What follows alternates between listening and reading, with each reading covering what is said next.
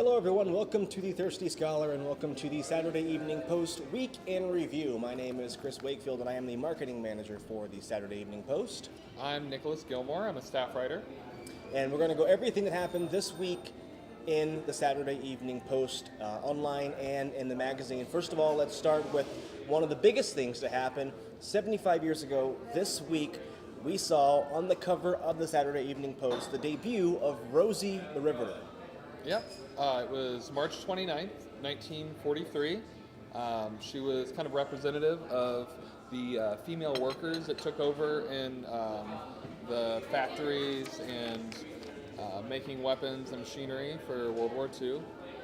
Still pretty relevant. Really relevant. You see organizations and women today doing contests and dressing up and coming into work as Rosie the Riveter. And relevant also to the current push for inclusion in the workplace, certainly in government as well, and politics. Right. Yeah, really, really cool. 75 years ago this week. Really, really awesome to see. Just to see an iconic pop culture figure like that roll on for 75 years and be just as relevant today as it was 75 years ago. Yeah, Rosie has been portrayed in several different ways, and I think the Post is definitely one of the most iconic of those. So. Right, exactly. So moving on to a piece that I wrote, my first piece for the Saturday Evening Post.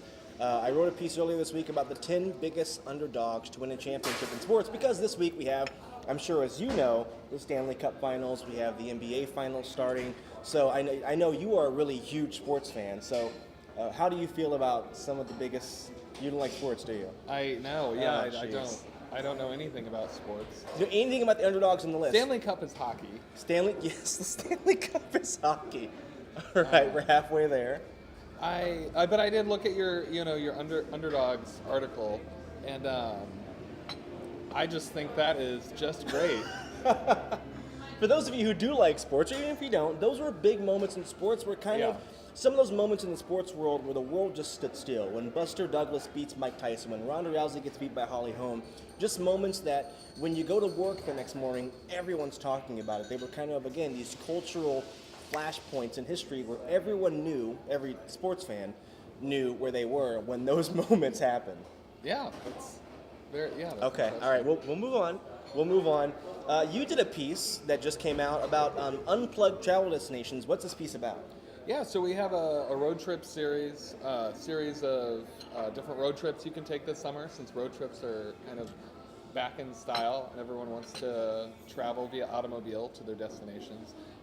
So this week we've got unplugged destinations, sort of off the grid places that you can go where you can, put away your smartphone, your tablet, just not think about emails or Facebook or Twitter, which is hard to do. Which is hard to do, yes. But at these places, it's a little bit easier because a lot of places, either they don't get cell phone reception, they don't offer Wi-Fi, they want you to be there in the moment. What are some of the places We've on the got list? hot springs, dude ranches, tree houses, kind of different places for, either the big spenders or the budget travelers. But if you go somewhere on vacation and you don't post 10,000 pictures on Instagram and Twitter, did you really even go? I guess you'll find out when you read the article. Is there any place that you really want to go to, that you've done the piece and you've gone through it? Is there a place okay, I gotta go there this year? Yeah, I do really want to go to this treehouse resort. It's at the California-Oregon border. Okay. And it's just a bunch of different tree houses. They have zip lining. You can, go hiking in the redwoods, go to the coast, go to the mountains. And it's kind of a little bit of everything. Wow. Okay. It's really nice. You can find that over at SaturdayEveningPost.com. There's new articles coming out every single day.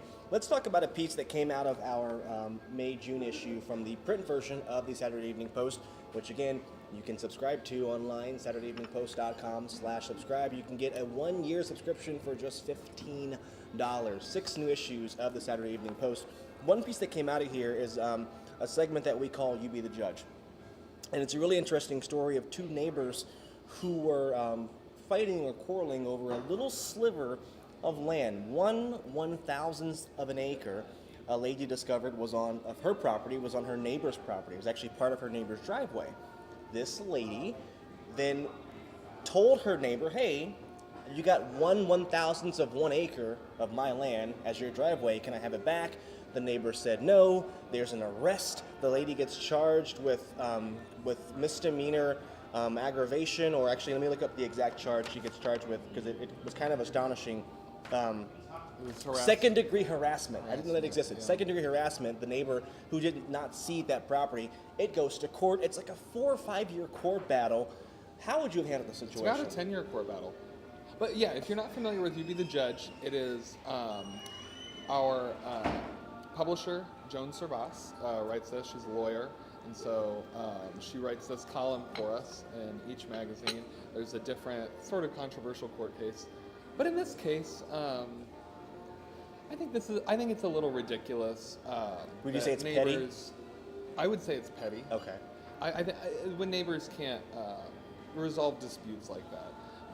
Apparently, the one neighbor, she didn't have enough room in her driveway to park her car, open her door, and they kind of just disregarded that. But then, so what would you have done if you're the neighbor and your neighbor says, "Hey, I need this piece of my driveway back"? What would you have done? This is why I rent, Chris.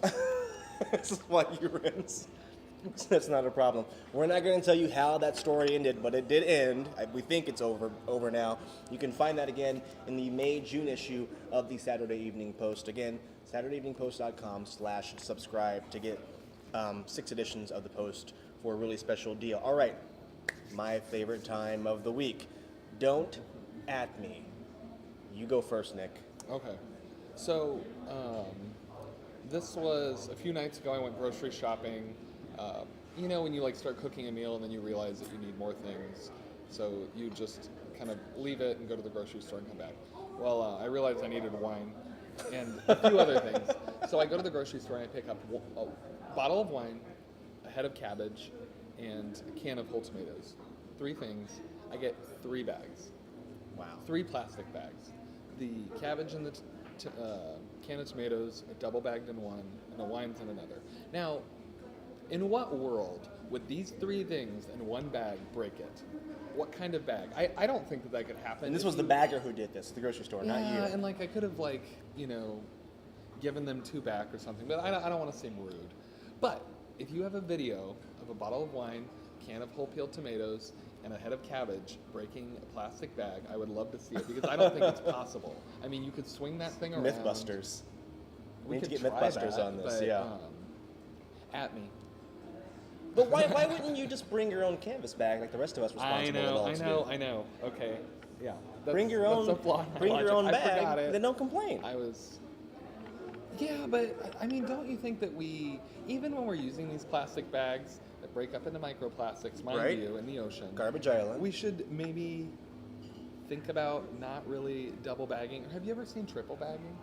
Yes. Gosh, yes. I see people go and get a banana and put it in 2 bags. And I mean, some places have outlawed these plastic bags, which I think is even better. A lot of time I ask for paper. Right. Okay, so that's Nick's Don't At Me. I've got something really big to talk about here coming up on Don't At Me. And seriously, don't at me on this, because I don't want to hear it. I am leaving for Las Vegas, as you know, later on today for a little vacation. Yeah, that'll be nice. Getting away. Found what I thought was a great deal on a room in Las Vegas, a nice price, going to work really well. There's this thing in now resort towns, Orlando, Las Vegas, Hawaii, Honolulu, called a resort fee, where you pay your regular price for the room, you pay tax on that price for the room, and then when you go to check in, the hotel says, "Oh, but we have this thing called a resort fee you have to pay." And what this is a fee that we put on top of that price so you can use the pool, the fitness center, the Wi-Fi, the escalator, breathe the oxygen, whatever little junk they want to throw in there. And this is not a small fee, Nick. This fee in Vegas, and some hotels in Vegas, goes up to over $40 a night. That's not right. Per night you were in their room. It is a mandatory fee that almost every hotel in Vegas charges. So once one does it, they're all going to do it. It's found money for them.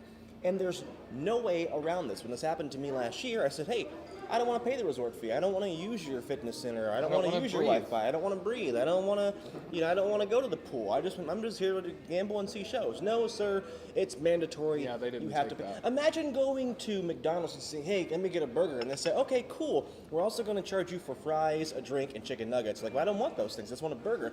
Well, too bad. We're going to charge it for you anyways. No, yeah, that seems... It's outrageous. Is there a way for people to know before they book? I mean, obviously, a lot of people wouldn't be aware of that fee, but if they are aware that it's a possibility, can they know? I feel like a lot of frequent travelers know now. Yes, there are entire guides, like resort fee guides, you can find online for Las Vegas because they changed, and the hotels then charge you parking fees on top of that. So you're paying $40 a night for the resort fee, and then $20 a night for the parking. Yeah, that's a thing in pretty. And they charge you tax on the resort fee. You have to pay a 13. Let me look at this here.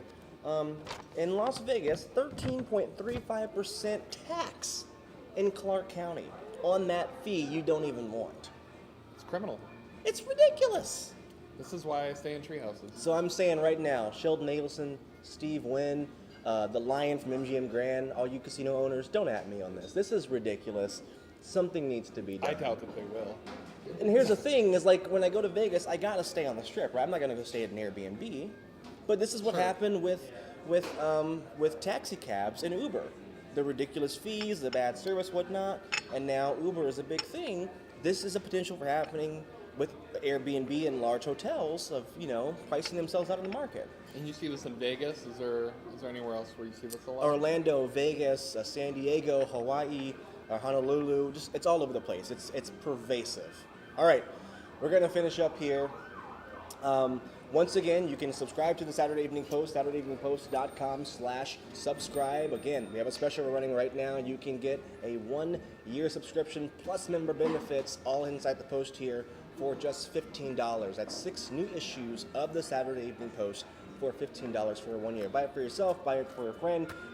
Father's Day is coming up. Be a great Father's Day gift. There's that. You can find me online on Twitter at Wakefield Report. And I'm at Darwin Jr. with a Y. With a Y. And of course, you can find us online at Saturday Evening Post on Facebook or Twitter and Instagram at SatEvePost. I'm Chris Wakefield. I'm Nicholas Gilmore. We'll see you next time.